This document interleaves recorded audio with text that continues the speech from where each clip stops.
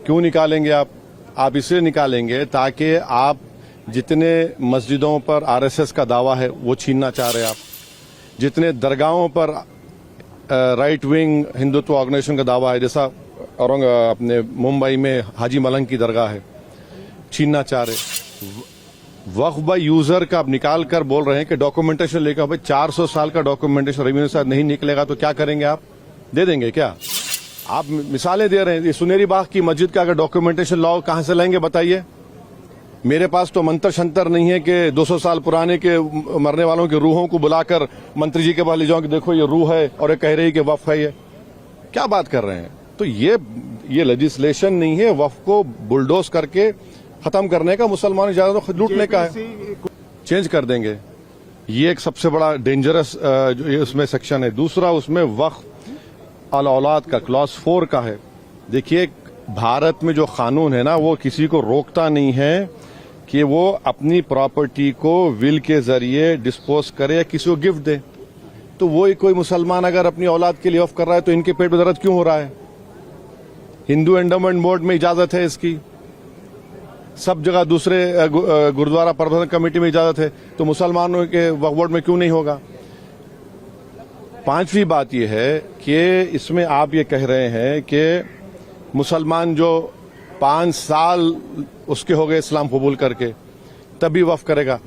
ये freedom of religion का grave violation है। अच्छा, दूसरे रिलीजन को मानने वालों के लिए ऐसा कानून है? नहीं है। और आप कौन होते हुए तय करने वाले मुसलमान हुआ नहीं हुआ? 5 साल उसको रुकना चाहिए तभी जाकर, माने आप वेट करेंगे हैं? और ये और एक उसमें जो बात जो ऑब्जेक्शनेबल है वो ये है कि अगर कोई सेक्शन 61 में आपने डीएम को बहुत पावर्स दे दिए, अब डीएम कोई फैसला करता है वक्फ बोर्ड के खिलाफ, मुझे ट्राइब्यूनल जाना है। अब ट्राइब्यूनल पहले क्या था, एक जज था, डिस्ट्रिक्ट जज सीनियर सीजे अपॉइंट, और 2 लोग थे। अब कह रहे हैं कि ट्राइब्यूनल में 2 लोग होंगे, रिटायर्ड डिस्ट्रिक्ट जज और एक ऑफिसर होगा, क्या होगा वो, ज्वाइंट सेक्रेटरी रैंक का। कोई ज्वाइंट सेक्रेटरी रैंक का ऑफिसर बैठकर रिटायर्ड कलेक्टर के खिलाफ ऑर्डर देगा?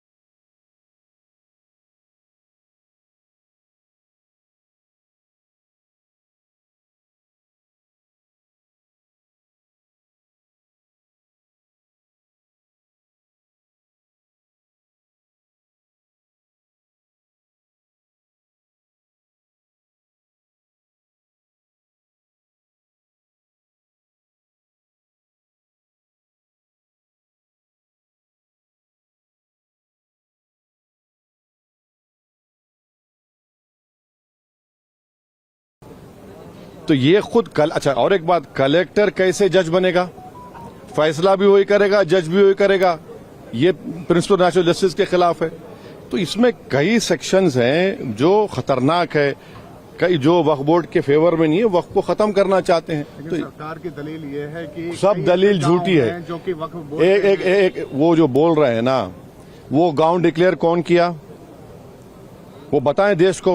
वो गांव डिक्लेयर अगर हुआ है तो वक्फ बोर्ड पे नहीं बोलने पे नहीं हुआ है, इसलिए हुआ है कि सर्वे कमिश्नर की रिपोर्ट आई, उसके बाद गजीट इशू हुआ, और गजीट के लिए 1 साल का टाइम मुसलमानों के लिए है, नॉन मुस्लिम के लिए कभी भी टाइम है। आप उसको ऑब्जेक्ट करिए ना। हैदराबाद में भी ऐसे के प्रॉपर्टीज थे जिनको गजीट के बाद भी कोर्ट ने ओवररूल किया।